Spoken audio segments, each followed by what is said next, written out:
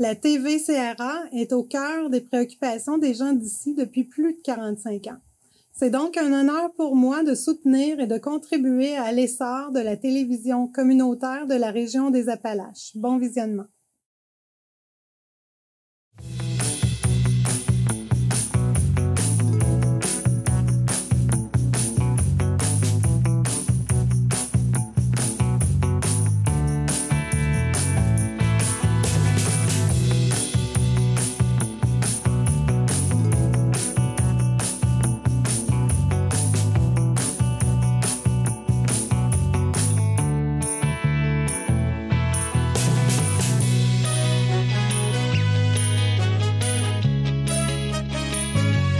Madame, Monsieur, bienvenue à votre émission habituelle, Appalaches en quelques mots.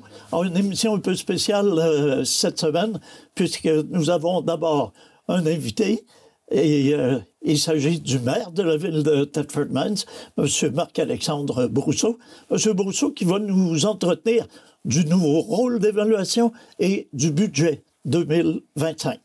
Monsieur Brousseau, merci d'abord d'avoir répondu à notre invitation. Toujours avec plaisir.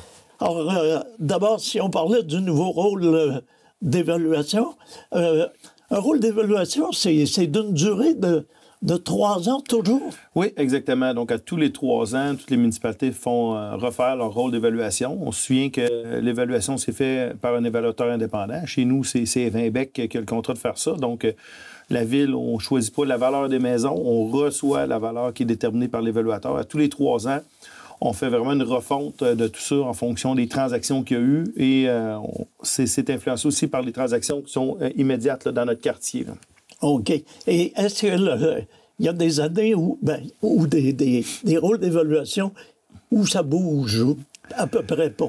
Bien, pendant longtemps, à Thetford, ça bougeait pas tant. Là, cette année, ça bougeait plus. Il y a 3 ans, ça avait bougé quand même pas mal aussi. Cette année, c'est quand même des augmentations importantes, mais on le voit, hein, juste ceux qui ont eu à transiger des maisons au cours des dernières années, ça a changé pas mal. Donc là, on parle de 36 % d'augmentation pour la maison moyenne au niveau du résidentiel. Donc, c'est vraiment majeur là, au niveau d'augmentation. Ça avait augmenté aussi il y a 3 ans.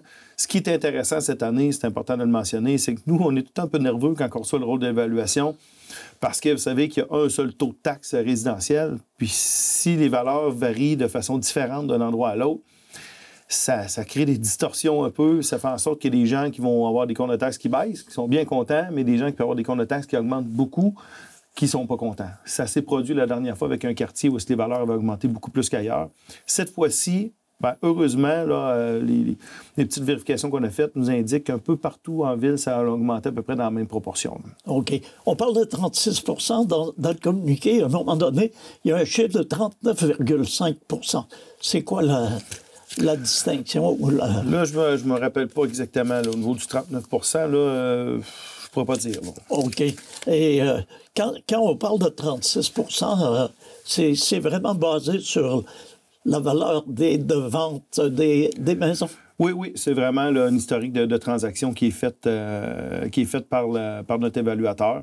Alors, c'est en fonction de ça là, qu'on détermine la valeur des maisons. Ça fait que c'est vraiment une évolution de la valeur qui est importante, mais on part de loin par rapport à d'autres. Là. Ce qui fait en sorte que la maison moyenne, aujourd'hui, est évaluée, j'ai chiffré à 203 605. Et moi, quand je parle à mes collègues maires, d'ailleurs au Québec, ça ressemble pas à ça. Là. Les maisons moyennes, ailleurs au Québec, sont régulièrement de 500, 600, 700, 800 000 $. Là. Dans la catégorie d'importance de population, je pense qu'on demeure encore les plus bas. C'est encore relativement bas. C'est sûr que là, on est en train de reprendre un peu d'écart parce qu'on se rend compte que peut-être que les progressions sont un peu plus importantes qu'ici qu'à certaines autres places, mais il y a d'autres places qui sont encore en très forte croissance aussi. Mais heureusement, ça commence à bouger. Je me suis fait lire, puis de mémoire, la maison moyenne était à 103 000. Là, on est rendu à 203 000, là, 12 ans plus tard. Ce qui veut dire que la richesse foncière de la ville a considérablement augmenté. Oui, exactement. C'est important là, de le voir comme ça. L'actif financier des gens augmente. Donc, ceux qui sont propriétaires de maisons sont plus riches qu'ils l'étaient. C'est une bonne nouvelle. Puis quand on arrive à faire le budget, là, j'imagine qu'on s'en vient là, c'est que lorsque ça augmente de façon égale un peu partout, nous, ce que ça nous permet aussi, c'est de baisser le taux de taxation en conséquence. Donc, la baisse du taux de taxation vient annuler la hausse de valeur parce que nous, on n'a pas besoin de plus d'argent parce que les maisons valent plus cher. On a besoin d'argent en fonction des dépenses qu'on souhaite faire pendant l'année. OK. Alors, on pourrait justement en parler là, du taux de taxe uniformisé. Or, ça vous a permis de baisser considérablement la taxe foncière. Oui, exactement. On est rendu, là, je m'en vais voir le chiffre, là, mais de mémoire, on est rendu à 94 sous du 100 $ d'évaluation. Ce qui est, écoute, on a déjà été à 1,38 il y a une dizaine d'années à peu près. Là. On a essayé de fouiller quand est-ce qu'on était en bas d'un dollar, du 100 $ d'évaluation, puis on ne l'a pas trouvé. C'est du jamais vu. C'est du jamais vu, puis en même temps, je ne changerai pas mon discours. Le taux de taxation, c'est juste un élément, c'est juste un chiffre. Ça n'a pas rapport avec la facture de taxe que les gens reçoivent, à part qu'on regarde la valeur des maisons, puis on applique après ça, en fonction du compte de taxe qu'on va aller chercher, on applique dans la règle de 3, tout simplement, le taux de taxation. Là. Donc, c'est le dernier élément qui est de la règle de calcul, mais le taux de taxation n'a pas tant d'importance. Il vient juste illustrer à quel point les maisons ont pris de la valeur au cours des dernières années. En réalité, là, monsieur tout le monde qui regarde son compte de taxe de l'an passé et celui de cette année, l'augmentation, il irait chercher quoi? 1,9 % d'augmentation si la maison a augmenté dans la même proportion que la moyenne des maisons. Si sa maison a augmenté beaucoup plus, bien, son augmentation de taxe va être un peu plus grande, mais c'est une bonne nouvelle. Sa maison va augmenter de valeur plus que les autres. Et dans le sens contraire, si une maison a pris moins de valeur, bien, la personne risque d'avoir une baisse de son compte de taxe. OK. Donc, ça veut dire qu'à 1,9 % on est sous l'inflation. L'inflation est en 2 % d'octobre à octobre. Donc, on est sous l'inflation à 1,9 %. L'inflation était à 2 %. OK. Pour la valeur moyenne d'une résidence, ça représente quoi d'augmentation en termes de dollars? Bien, en fait, là, on est à 0,94 sous du 100 $ d'évaluation. Donc, là, il faudrait voir, le calcul serait facile à faire, là, mais okay. À 200 000 $ du centre d'évaluation, on parle de 2000 fois 94 sous. En tout cas, je ne ferai pas le calcul là. Mais le calcul qu'on a fait, par exemple, c'est que l'augmentation moyenne au fil des 10 dernières années, on est en 36 $ d'augmentation par année au cours des 10 dernières années. OK. Ce qui est considéré comme raisonnable? Bien, je pense qu'à 36 $ par année, c'est extrêmement raisonnable, sachant que la Ville aussi subit toute l'inflation que tout le monde connaît. Là. La Ville est un acheteur de biens et services. On a énormément de dépenses qu'on fait. Les salaires de nos employés ont augmenté, mais on a connu aussi, nous, on le voit par les contrats qu'on donne, la hausse vertigineuse des frais. Donc, d'avoir su limiter à 36 $ par année l'augmentation du compte de taxe, je pense que tout le monde achète plein d'autres choses. Là. Tout le monde sait que la valeur de tout a augmenté. Bien, c'est sûr qu'à la Ville, ça n'a pas le choix d'être la même chose, mais c'est vraiment très, très limité à 36 $ par année. Le budget de la Ville de Tetford est de l'ordre de combien? On est rendu à 56 373 000 comparativement à 54 millions l'année passée, donc en hausse de 2 millions cette année. Okay. Mais on a réussi à limiter quand même l'impact parce que les dépenses ont augmenté de 3,9 % cette année, mais on a quand même des nouveaux revenus importants là, parce qu'on a commencé à toucher des revenus de la taxe de vente du Québec. Donc, ça a été un combat qu'on a mené dans le monde municipal. Donc, c'est 873 000 $ de plus cette année qu'on reçoit qui provient de la TVQ. On a 342 000 $ de plus qui provient de la péréquation. Donc, ça, c'est un programme qui est mis en place par le gouvernement. Et 265 000 $ de moins de factures de police en raison du transfert vers la Sûreté du Québec. Donc, tous ces éléments-là ont fait en sorte que malgré qu'on ait 3,9 % d'augmentation de dépenses, on a seulement la moitié, 1,9 % d'augmentation du compte de taxe. OK. Au niveau de la Sûreté du Québec, c'est quand même surprenant d'entendre ça, qu'on fait une économie, alors qu'on a entendu dans les bulletins de nouvelles, la Sûreté du Québec augmentait les frais pour les municipalités. Vous pouvez nous expliquer? Oui, bien en fait, c'est sûr que nous, faut savoir qu'avant, on était à la Sûreté municipale. La Sûreté municipale, c'est un corps de police qui n'est pas subventionné. En fait, c'est pour ça qu'on est allé vers la SQ. La SQ est subventionnée à 50 %. Mais quand on transfère à la Sûreté du Québec, le gouvernement a trouvé la bonne idée de dire, bien, comme vous allez sauver beaucoup d'argent, on ne va pas vous laisser sauver tout l'argent d'un coup. Donc, c'est progressif, l'économie qu'on va faire. Donc, si on sauve, par exemple, 3 millions de $ à terme, bien, c'est sur 5 ans qu'on va se rendre à pleine économie. Donc, à chaque année, on regagne 20 % de l'économie qui est générée par le transfert à la Sûreté du Québec. Fait que c'est pour ça qu'on sauve 265 000 $ cette année. L'année prochaine, on va sauver encore plus. On va sauver encore plus parce que là, on va se diriger vers la pleine économie là, de la subvention. Donc, c'est comme si on ne touchait pas la pleine subvention dès la première année quand on transfère la Sûreté du Québec. Là. C'est un peu compliqué à expliquer, là. Mais c'est ça. Sur 5 ans, on va aller chercher la pleine subvention pour le transfert vers la Sûreté du Québec. Est-ce que je vois bien les choses si je vous dis que on ne paye pas ce que ça coûte vraiment? En fait, la Sûreté du Québec, ça coûte plus cher que la Sûreté municipale. Ça nous revient moins cher juste parce que c'est subventionné. S'il y avait une subvention pour les corps de police municipaux, on n'en parlerait pas aujourd'hui, on serait encore avec un corps de police municipal. Okay. Mais le gouvernement a choisi de ne pas subventionner malgré toutes les démarches qu'on a faites. Donc, on a transféré vers la Sûreté du Québec et la Sûreté du Québec est subventionnée à 50 %. C'est juste qu'ils ne nous donnent pas la pleine subvention dès le départ. On va le recevoir progressivement sur 5 ans. Au niveau du budget, on parle de budget équilibré. Ça veut dire que si on a 56 millions. 56 millions, ça veut dire qu'on a des dépenses pour 56 millions. Exactement. Quels sont les postes de dépenses les plus importants, les plus élevés? Bien, c'est sûr qu'il y a différentes façons de découper nos dépenses. Évidemment, la Ville, on offre des services à la population. Donc, clairement, toute la question des salaires. Les salaires, c'est important parce que c'est de cette façon-là qu'on offre des services à la population. Donc, on parle de mémoire d'une vingtaine de millions en salaire. Là. OK. Fait que je ne l'ai pas proche, mais une vingtaine de millions de dollars en salaire. Après ça, en biens et services, c'est sûr qu'une des dépenses importantes qu'on va faire encore une fois cette année, c'est le pavage. On est à 13,8 millions de dollars de pavage. C'est, à chaque fois, je le dis, c'est un record. Mais l'année passée, c'était un record à 5,7 millions. Donc, cette année, c'est vraiment majeur ce qui va se faire en pavage. Entre autres parce que les programmes de subvention sont là. Okay. Donc, on embarque, on se prépare bien, on présente nos dossiers, on obtient les subventions. C'est sûr que ça fait en sorte qu'on a une part à payer quand il y a des subventions. Ça fait qu'on s'endette un peu plus ces années-ci, mais parce que le levier financier est là pour faire des travaux de façon très, très importante dans notre circuit routier. Là. OK, c'est ce qui vous a incité à investir autant. À investir davantage. On met plus d'argent parce que la subvention est là présentement. Elle n'a pas toujours été là. Moi, dans mes premières années, des investissements importants, des subventions importantes dans le réseau routier, il n'y en avait pas tellement. Okay. Là, c'est vraiment, il y en a plus. Alors, on cherche à en profiter, puis on se prépare en conséquence. Le 5 millions là, du dernier budget sur le pavage et l'entretien des routes, est-ce qu'il a été employé totalement? Oui. C'est sûr qu'on a là plein de travaux. Il faut savoir que ce qui est compliqué aussi dans le monde municipal, c'est que des fois, on prévoit un chantier, on décroche le contrat, puis des fois, le contrat se fait l'année suivante. Là. Ça fait que nous autres, il faut tout le temps voir là, en fonction de quand on fait une annonce. Ça ne veut pas dire que si on annonce un projet routier, que c'est cette année qu'il va se faire. Ça se peut qu'il se fasse l'année prochaine parce qu'il y a tout le processus d'appel d'offres à faire, à compléter, puis après ça, la réalisation des travaux qui vient par la suite. Là. OK.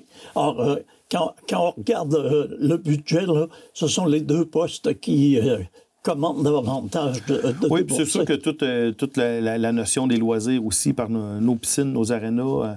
On a quand même 2 piscines intérieures, on a 2 arénas, on a plusieurs piscines extérieures aussi. C'est tous des équipements qui coûtent très cher, en plus de tous nos autres plateaux sportifs.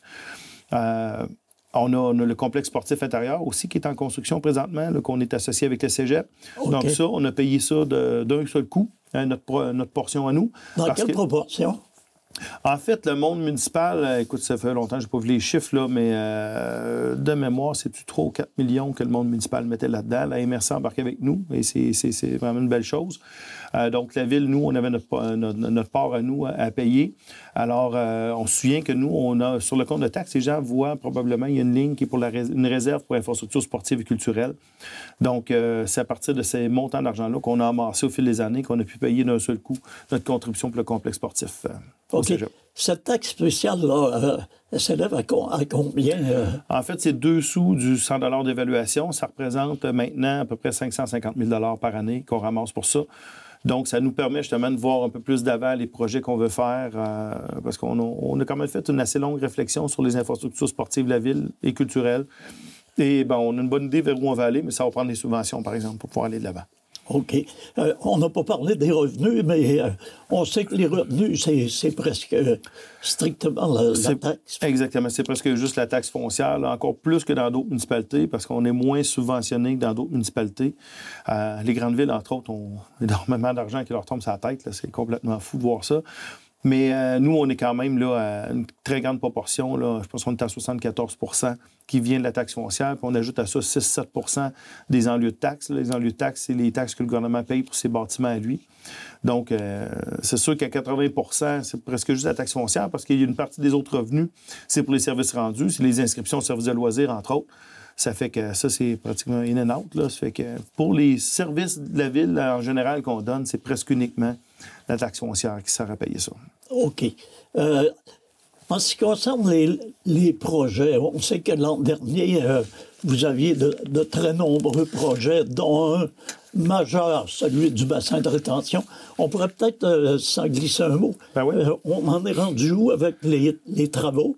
Et puis ensuite, on parlera des projets à venir. Ben, c'est bon, mais écoute, le chantier va bon train. J'imagine que ceux qui passent proche du Parc Saint-Noël, on n'a pas le choix de remarquer ça, hein, parce que en fait, on appelle ça un bassin de rétention, mais c'est un bassin sous forme de très grands tuyaux qui sont installés, une espèce de serpentin de grands tuyaux. C'est gigantesque comme chantier. Présentement, ça avance bien. L'objectif, c'était vraiment de finir l'installation des tuyaux avant que l'hiver prenne encore plus qu'il l'est maintenant, pour pouvoir finaliser au printemps prochain, début de l'été, là, tous les travaux de terrassement. Puis il faut savoir aussi qu'on profitait de ce chantier-là pour réaménager le bord de rivière. Donc, on va vraiment améliorer le site là, pour ce qui est de l'utilisation du bord de rivière Saint-Noël, de la rivière Bécancour dans le parc Saint-Noël. Donc, les gens devraient apprécier énormément. Donc, ça va bon train. Il n'y a pas eu vraiment de très, très gros enjeux. Alors, ça va être un bénéfice environnemental gigantesque là, par rapport au déversement qui se faisait dans la rivière. Parce qu'au lieu, lorsqu'il pleut, au lieu de se déverser dans la rivière, les surplus d'eau usée, ça va aller dans ça. Puis quand il va arrêter de pleuvoir, ça va pouvoir reprendre le cours vers la station d'épuration. OK. Donc, ça veut dire que les gens et les municipalités qui sont en aval Ils sont très contents. Ils sont très, très contents. Ouais, ça va améliorer... Ça va améliorer la qualité de l'eau de Rivière-Bécancour de façon définitive. Là. Qu'est-ce qui va arriver du terrain de balle qui était à l'endroit où il y a le bassin? On va le reconstruire. On va le reconstruire par-dessus. Là. C'est par-dessus? Oui. Mais c'est un terrain de balle qui est important. On se souvient que c'était fait pour les Jeux du Québec. C'est un terrain de belle qualité. Moi, j'ai mon garçon qui joue beaucoup au baseball. Puis, on avait vraiment un très, très beau terrain de calibre Bantam Midget. Donc, c'est vraiment super intéressant comme terrain. Il était très utilisé par des ligues locales aussi. Donc, c'est mon terrain à moi pour ma ligue de balle donnée. Donc, non, il est essentiel là, dans l'équilibre, parce que le baseball, il va quand même bien à Thetford. Là, il est essentiel dans l'écosystème baseball. Alors, il sera reconstruit comme il était. Puis, il sera possible de le reconstruire par-dessus le bassin. Oui. Le bassin, c'est vraiment des tuyaux qui sont enfouis sous terre. OK. Donc, quand ça va être fini, on va dépenser 16 millions puis personne ne va le voir. C'est des tuyaux qui sont immenses. Ah, c'est vraiment immense comme tuyau. C'est vraiment quelque chose de très innovateur qu'on fait ici puis qui va être vraiment... D'après moi, on va devenir vraiment un modèle au niveau environnemental avec ça. Là. Ben, bravo. En ce qui concerne les projets pour 2025, on regarde quoi? Bien, on regarde quoi? C'est sûr qu'on a mentionné tantôt, je le répète parce que c'est important, c'est une dépense gigantesque qu'on va faire. C'est vraiment nos travaux dans le réseau routier. Donc, on est à 13,8 millions de dollars différents investissements qu'on va faire. On a pratiquement 10 millions de dollars de subventions qui vont venir, là, pas tout à fait 10 millions, mais quand même, ça va être des montants importants. Alors, on est très content d'investir ça dans le réseau. On sait que notre réseau en a besoin. On y va selon la capacité de payer les gens, mais quand il y a des subventions, ça nous permet d'en faire beaucoup plus. Alors, c'est ce qui se produit. Sinon, après ça, au niveau des projets, c'est sûr que il y a certains projets que les gens ne voient pas, mais qui nous coûtent très, très cher. Toujours l'entretien de notre réseau sanitaire, donc la station d'épuration des eaux, au niveau de l'aqueduc, notre usine de filtration aussi. On commence à avoir certaines dépenses qui viennent là. Fait que, tu sais, il y a des dépenses quand même importantes qui se font de ce côté-là. Ensuite de ça, au niveau culturel, sportif, des loisirs, il faut se souvenir qu'on a lancé un plan directeur des parcs l'année dernière. On a fait une très grande réflexion sur ce qu'on voulait faire de nos parcs, sur ce qu'on voulait comme infrastructure sportive. On a choisi cette année d'investir 7,5 millions Puis les choix définitifs vont être annoncés probablement dans les prochaines semaines, les prochains mois, mais le plus vite possible sur ce qu'on va faire avec ça. Mais cette année, on se donne les moyens d'agir pour mettre en place des actions qui ont été prévues dans notre plan directeur des parcs. Donc, ça va être vraiment intéressant ce qui va se faire. On a vu déjà l'année passée les nouveaux terrains de basket qu'on a installés qui sont extrêmement bien utilisés. Là, les gens adorent ça. Bien, cette année, on va faire d'autres choses encore de vraiment super intéressant. On espère faire les travaux cette année, peut-être à la fin de l'année. Là. Mais ça va être annoncé bientôt, mais on met en action le plan directeur des parcs qui a été réfléchi. Il y avait une colonne qui a fait sourciller certaines personnes. 2027, 32 millions pour le centre Mario-Gosselin. Ça veut dire quoi? C'est l'amateur de hockey qui parle. Oui. Donc, le centre Mario-Gosselin, on le sait tous, là, a besoin d'amour. Puis, on n'a pas l'intention de juste sortir un rouleau, puis de la peinture, puis de rechanger la couleur de la peinture. On veut refaire quelque chose de bien avec le centre Mario-Gosselin. On a le centre Renaud-Fournier qui a vécu une belle cure de rajeunissement il n'y a pas longtemps, mais le centre Mario-Gosselin est vraiment dû. Alors, ben, on a mis en place, on a payé des honoraires professionnels d'architectes pour voir qu'est-ce qu'on peut faire avec ça. On a consulté tous ceux qui utilisent l'aréna, toutes les associations sportives pour voir qu'est-ce que vous aimeriez avoir dans l'aréna, qu'est-ce qu'on devrait changer, qu'est-ce qu'on devrait améliorer. On a tout mis ça ensemble, on a mis ça dans les mains de l'architecte, et ce qui ressort de là, c'est que pour rénover, pour faire une nouvelle aréna, là, pour rénover Centre Mario-Gosselin, on parle d'environ 32 millions de dollars. Évidemment, là, on l'a mis dans le plan triennal en 2027. C'est pas parce qu'on va le faire en 2027. Tant mieux si on décroche une subvention en 2026, puis on peut le faire en 2027. Mais clairement, à 32 millions, ça prend une subvention importante. Sinon, on ne pourra pas faire ce projet-là. Mais le jour qu'on le fait, par exemple, on va être rendu vraiment ailleurs. Puis on va être rendu avec un aréna digne de ces années-ci. Là. La petite inquiétude là, qui tourne autour de ça, est-ce que ça devra signifier la cessation des activités? C'est sûr que le jour que ça arrive, l'aréna va être fermée pendant nécessairement au moins une saison. Dans des travaux. C'est sûr et certain. Mais on n'est pas rendu là, on ne sait pas quand. C'est sûr qu'on est en contact avec les associations sportives. C'est pas un projet qu'on fait tout seul dans notre cours. Alors, tous ceux qui sont concernés sont dans le coup par rapport à ça. Ils nous ont même fait part de tous leurs souhaits sur de quelle façon on pourrait améliorer l'aréna. Là. Donc, si on fait tout ce qu'on souhaite faire et qu'on a une subvention à la hauteur, là, on va avoir quelque chose de vraiment intéressant. Mais ça prend une subvention. OK. La préparation d'un budget, c'est jamais chose facile. Là. C'est pas, comme on dit, a walk in the park. Là. Est-ce qu'il y a des choses que vous avez été obligé de sacrifier puis qui ont fait mal? La question est bonne parce que j'ai souvent dit, moi, quand je parle avec du monde qui connaissent moins le travail qu'on fait, c'est que le premier choc qu'un élu municipal a quand il se fait élire pour la première fois, c'est le budget. On se fait élire en novembre. 5 semaines environ plus tard, il faut déposer un budget. Et on dit non à peu près 9 choses sur 10. Les besoins sont tellement grands, il y a beaucoup, beaucoup de choses qu'on ne peut pas se payer, qu'on ne peut pas faire, même si on voudrait. Puis on gère vraiment les priorités des priorités. Maintenant, c'est un travail qui se fait. Puis là, maintenant, on a vraiment changé notre façon de procéder. On commence vraiment plus tôt dans l'année. C'est vraiment sur plusieurs mois que ce processus-là se fait, entre autres par l'administration. Il y a des alignements donnés par le conseil. Puis à un moment donné, il y a une espèce d'entonnoir qui se crée. Puis là, on arrive après ça au niveau des décisions. Donc, les projets qui ont été retenus par l'administration, parce qu'il y a un arbitrage qui se fait aussi de l'administration, ces projets-là qui sont retenus nous sont présentés une première fois. Donc, on fait une certaine analyse, on pose des commentaires, il y a certains projets qui sautent tout de suite à la première étape. Puis là, après ça, on commence à concevoir le budget. Cette année, je le disais tantôt, on a quand même eu des revenus supplémentaires qui nous sont arrivés. On a eu la facture de police qui est baissée. Ça a fait en sorte de nous donner une belle chance. C'est que on avait le premier écrémage qu'on avait fait, quand on est arrivé avec la version du budget, on était déjà pas mal dedans. On n'a pas eu besoin de recouper beaucoup. Parce que les premiers projets sont relativement faciles à couper habituellement. Quand on arrive dans la deuxième, troisième, quatrième ronde, habituellement, c'est là que c'est déchirant. Bien, cette année, avec les nouveaux revenus qu'on a eus, on est en mesure de dire que c'est un budget un peu moins ardu qu'à l'habitude. Puis on arrive quand même avec une hausse sous l'inflation. Donc, on est bien content de ça. Et on va faire des projets vraiment intéressants. Je le disais tantôt, là, le 7,5 millions qu'on dégage pour le plan directeur des parcs, c'est pour faire quelque chose que les gens vont apprécier beaucoup. En quelques mots, vous qualifieriez le budget 2025 comment? En fait, le seul mot qui me vient en tête, c'est satisfaisant. Parce que on est content de l'exercice, on est content du résultat, on est content de ne pas avoir eu à faire des choix trop déchirants parce qu'on a eu un apport de nouveaux revenus. Et puis, le résultat nous satisfait, tant au niveau de la charge fiscale pour le citoyen, à 1,9 % on juge ça extrêmement raisonnable sur l'inflation. Alors, on est vraiment content de ce qui se passe. M. Bourseau, je vous laisse la dernière minute pour vous adresser à vos commettants. On arrive à la période des fêtes, alors la parole est à vous. C'est bien.